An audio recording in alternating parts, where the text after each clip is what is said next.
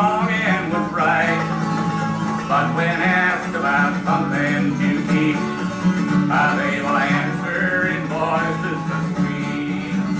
You will eat by and by, in that glorious land in the sky, way up high, work and pray, live on hay.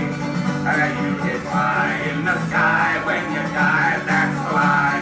The Starvation Army, they play, and they shout and they clap and they pray. When they got all your coins on the drum, they will tell you when you're on the bum. You will eat by and by, in that glorious land in the sky, way high, work and pray, live on hay.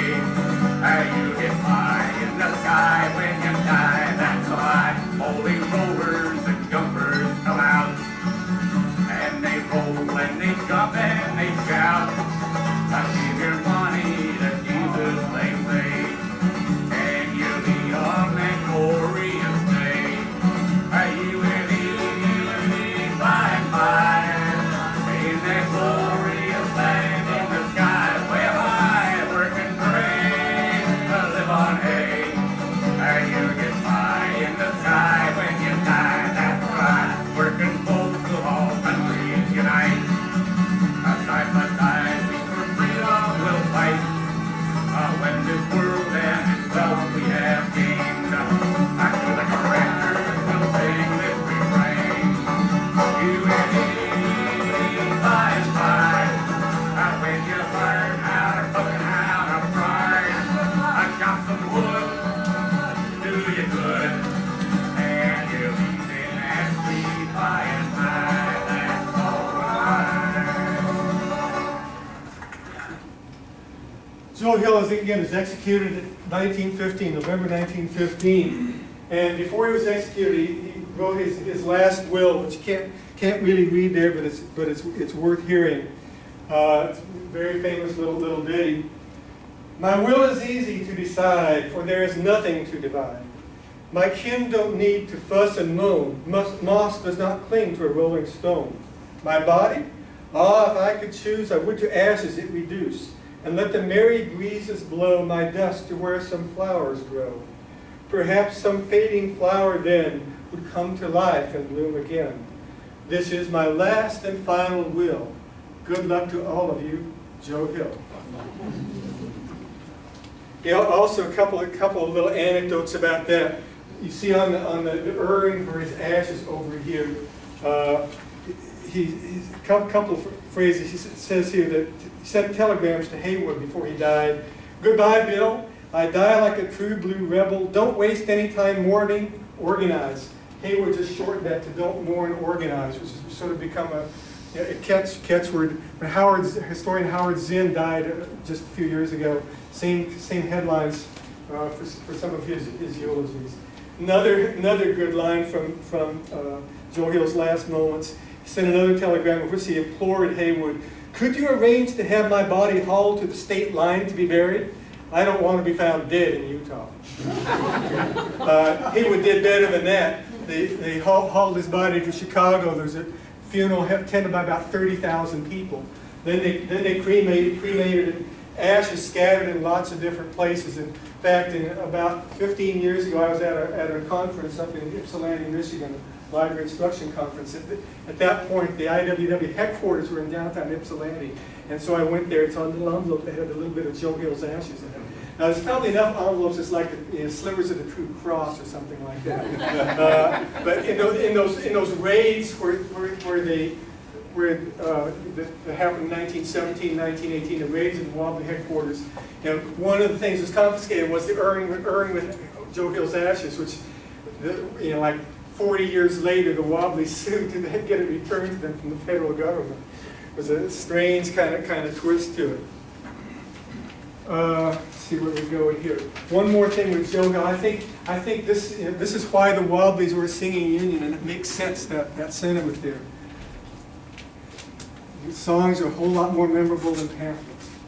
And there's where he was executed. The prison was torn down. It's now a park. They had 1990 had a memorial concert in the Greens there at Sugar House Park, it is now. Elizabeth Gurley Flynn had talked about it a little bit. She was a real youngster when she started organizing, 16 years old when she started organizing. And we've seen she was a leader in both Lawrence and Patterson. And despite her youth, and despite it, like 1910 being pregnant, she journeyed to Butte and Spokane, elsewhere, to take part in the free speech campaigns.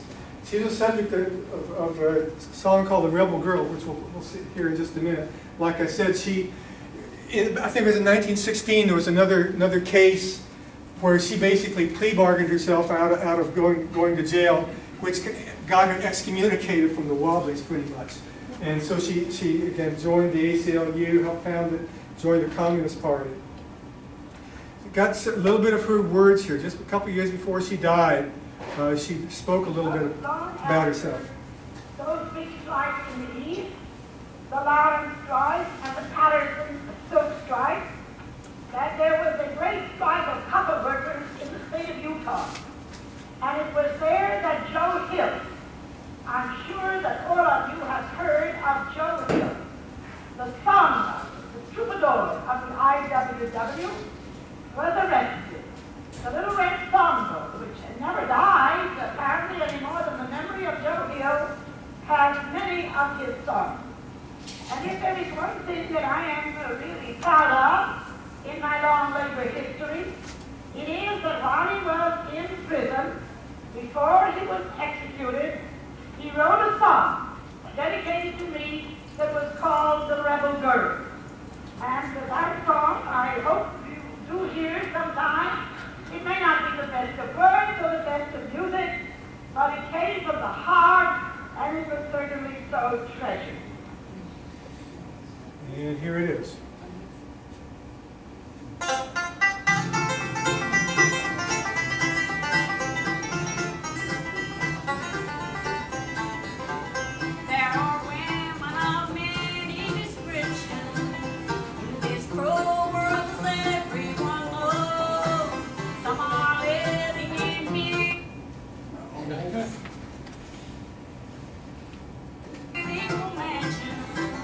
And are wearing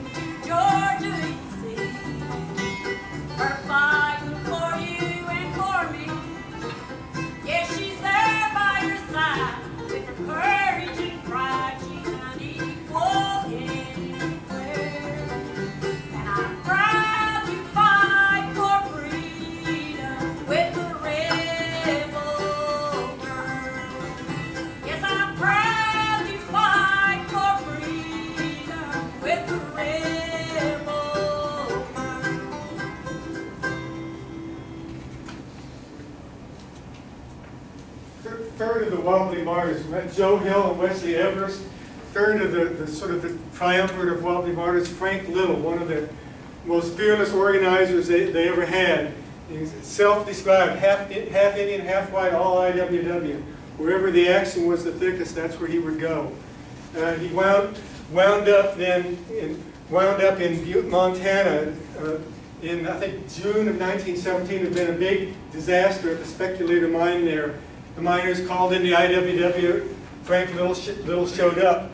July 31st, he was asleep in his hotel room, and half a dozen guys came in on dark night, hauled him out, hung him from a railroad trestle. Same kind of thing that happened to Wesley Everest. So Frank Little here, IWW. The caption on the cartoon, I can't quite read it here, says, Copper trust to the press. It's all right, pal. Just tell him he was a traitor. And that, again, a lot of violence done against the Wobblies, not so much by them. If I had had more time, I'd have read some quotations from people who were not sympathizers saying how unviolent they were. Ralph Chaplin mentioned briefly before. He was a songwriter, also a graphic artist. Both this image, the one with the Patterson strike, and this one of the black cat, were images designed by him. Black cat was shorthand known as the Sab cat. Sab for sabotage. You know, black cat, I guess, supposed to be bad luck to owners, to the operators of the different mines, mills, and so forth. But there's all sort of variations on the black cat symbol that have floated around, and they're, again, both of these designed by Ralph Chaplin. One of the people convicted under the Espionage Act, sent to jail, didn't get out till 1923. Wonderful cartoon here. Mr. Block was a cartoon that began in 1912, and obviously different cartoonists. Still appears in the Industrial Worker, which is the newsletter, periodical from the IWW, is still being published. Love this one here. Someday I will be rich, and it makes me think of, again, this Wall Street stuff.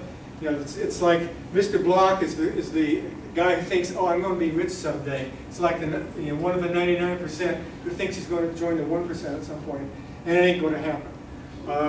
Joe Hill also wrote a real funny song about Mr. Block.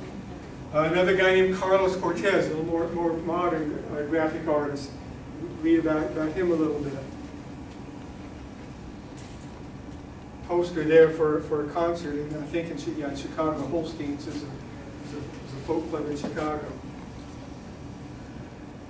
Interesting thing with language. This is vast amounts, probably hundreds of different words, wobbly lingo, and there's just some real fun ones. I think one of my favorites is here. Is side door Pullman is a way of saying a boxcar. This is how they got around the country. This is before interstate highways or anything like that. The Wobblies going to a job or going to a free speech movement, they would ride on the freight trains. Funny concept, or not funny concept, but an interesting phrasing. 1,000-mile picket line was a phrase that came out in like the 1914-1915 period. After the failure of the Patterson strike, the Wobblies kind of gave up in the east, like I said, but they organized very strongly in points further west, Midwest, the Great Plains, and Rocky Mountains, and the Pacific Coast. And there was an organization called the Agricultural Workers Organization that I think got up to about 40,000 members. Was a branch of the IWW. And because with miners or with mill workers, it's easy to have a picket line. You got a particular place to be. With migrant workers, agricultural workers, it doesn't work so well. So the idea with the 1,000-mile picket line is that, again, all these guys riding on the freight cars. If you didn't have a wobbly car, you better sign on or you get thrown off the train. That's what they meant by the 1,000-mile picket line. So it stretched to wherever the workers were migrating. The shark, labor shark, is a concept. That was one of the points of the free speech movements. It would be the employment agencies, so-called, in cahoots with the owners of a timber operation, lumber operation, or a mine or whatever, would make an agreement. Okay, you can hire some workers, and send them on to us to work. We'll let them work for one payday, then fire them. You get a commission for sending them to us, and we'll just sort of keep it going in a revolving door thing like this.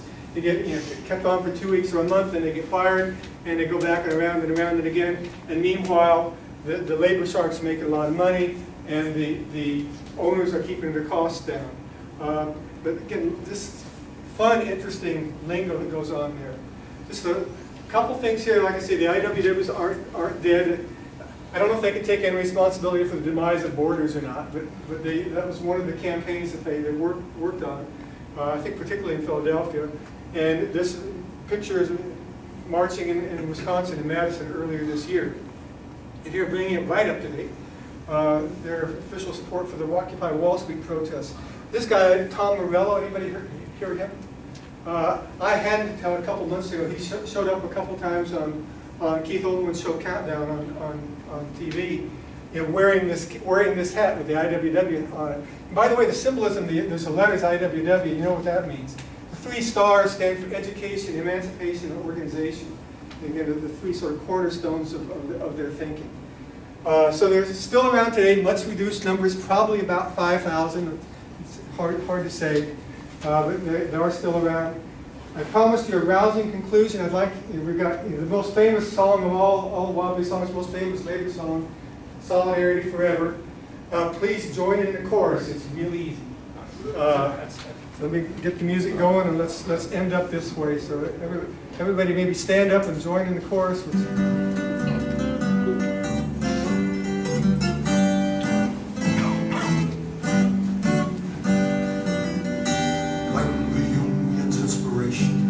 Through the workers' blood shall run. There can be no power great anywhere beneath the sun. Yet what force on earth is weaker than the feeble strength of one? But the union makes us strong. All together now. Solidarity forever. Solidarity forever. Solidarity forever. Makes us strong. Now they have taken untold millions they never toiled to earn, but without a brain and muscle, not a single wheel could turn. We can break their haughty power, gain our freedom when we learn that the union makes us strong. Solidarity forever. Solidarity forever. Solidarity forever. For the union makes us strong. And in our hands is placed the power greater than their hoarded gold, greater than the might of armies, magnified 1,000-fold. We can bring to birth a new world from the ashes of the old, for the union makes us strong. Solidarity forever. Solidarity forever. Solidarity forever. For the union makes us strong. Solidarity forever.